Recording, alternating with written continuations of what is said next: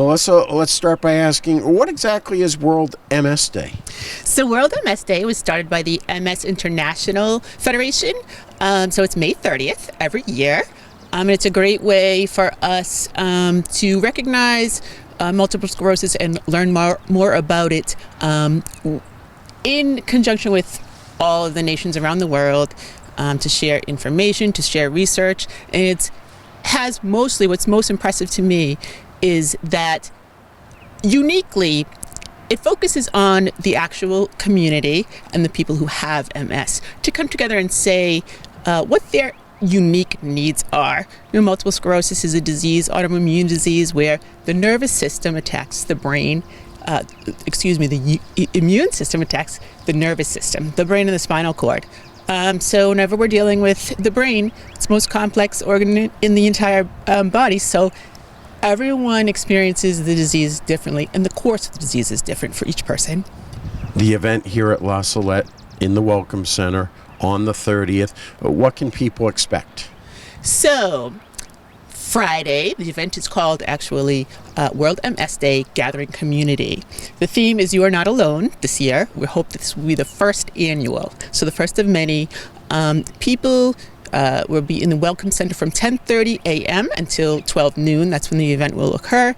The Welcome Center, we're so grateful to LaSalette because it's the perfect place for us of all levels of mobility. We have the drive up under the canopy for folks who have a driver. It's very spacious. The temperature is great for us who experience triggered symptoms by extreme temperatures, and just restrooms conveniently located, very comfortable. So yes, we'll be arriving there. We'll be beginning at 10:30. We have a keynote speaker. Her name is, she's actually Providence City Councilor Shelley Peterson. So she will talk about her experience with MS and how important it was for her to find support. She actually found support in a Providence police officer who also came out and said that he had MS. And so we're all gathering together. We'll have some musical performances. We'll have a parting prayer perhaps. And we'll all get together. There'll be resource tables with providers of services and products that people with MS need. I also will have my own resource table. Now, I have a master's degree in human services.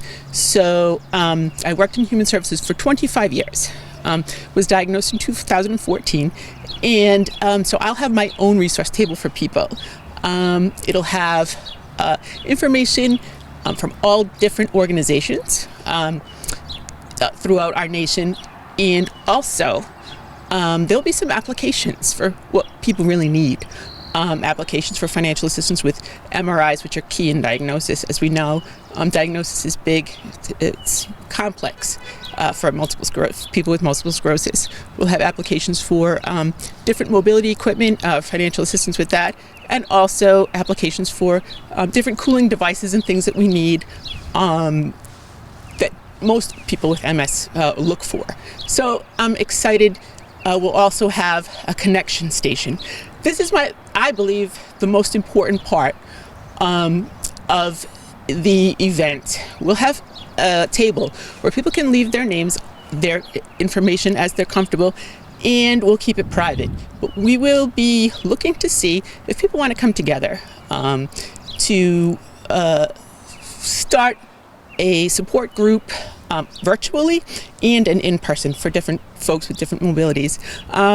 Before COVID, I lost touch with a lot of the Attleboro folks with MS.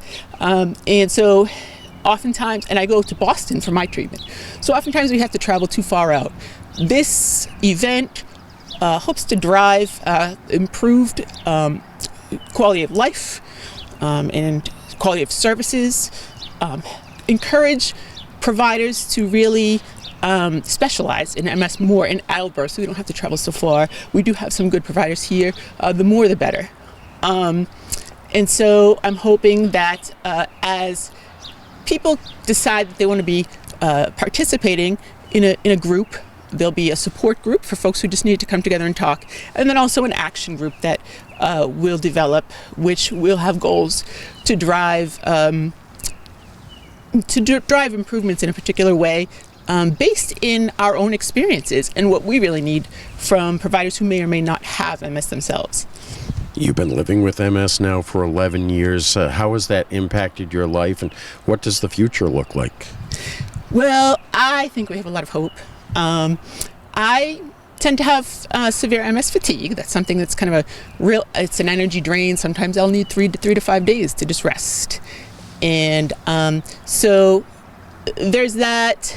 And then we have the difficulty with the legs, depending on how many lesions we have on our brains or on our spines. We can have so many different, just a variety of things. I had actually gotten diagnosed when I lost my eyesight in my left eye, which is fully restored now thanks to good providers. But that's often how we get diagnosed, is that we develop optic neuritis. The immune system attacks the nerve and it inflames, and so we need usually infusion of steroids to take the inflammation down. So there's so many different, probably more symptoms that we could ever even cover here. But yes, so we definitely need this event. We definitely need this event.